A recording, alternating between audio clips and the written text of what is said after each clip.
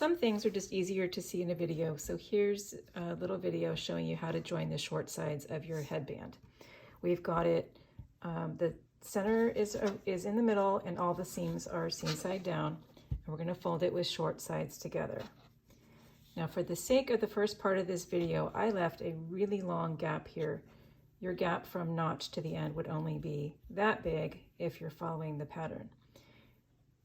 But this makes it a lot easier to see what it is we're doing with this short side.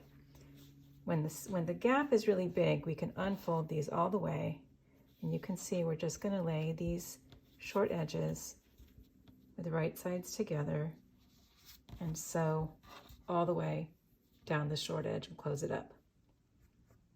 Because we have a much smaller gap in the actual pattern, it leaves us less to hand sew, but it does make these ends curl around on each other. It makes it a little more confusing to understand.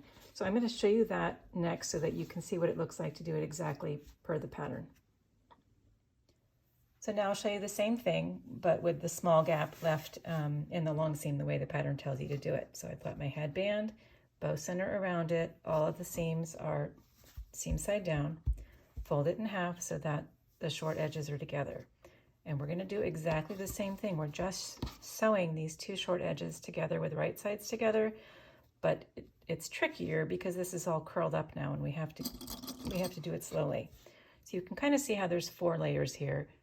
1, 2, 3, and 4. We're going to clip these 2 center layers together with right sides together, and then just roll it out slowly with right sides together still, clipping as you go until you get to the corner where we've left the gap.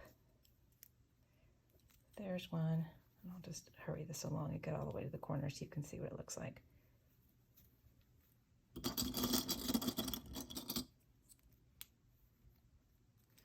So there's the corners together, clipped all the way to our center clip.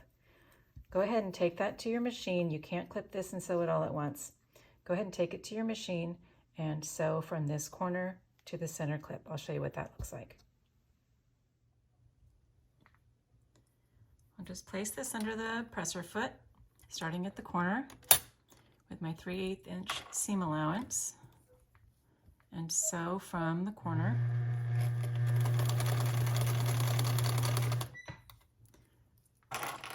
to your center clip.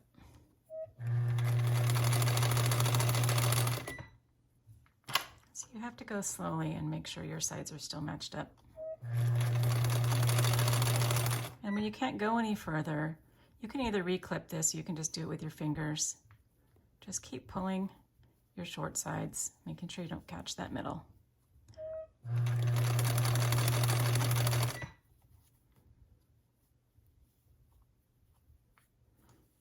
Couple of stitches at a time, always stopping with your needle down in case you pull too hard on it.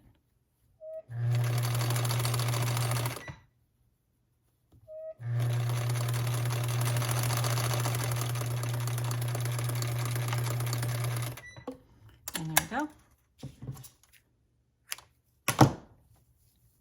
You've got it all the way sewn with just this tiny gap left that you can either machine sew or hand sew. I highly prefer hand sewing on this seam.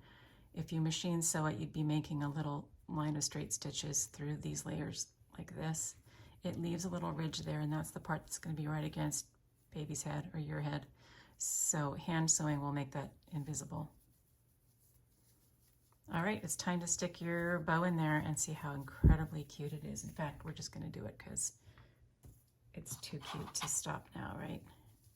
I've got my bow center.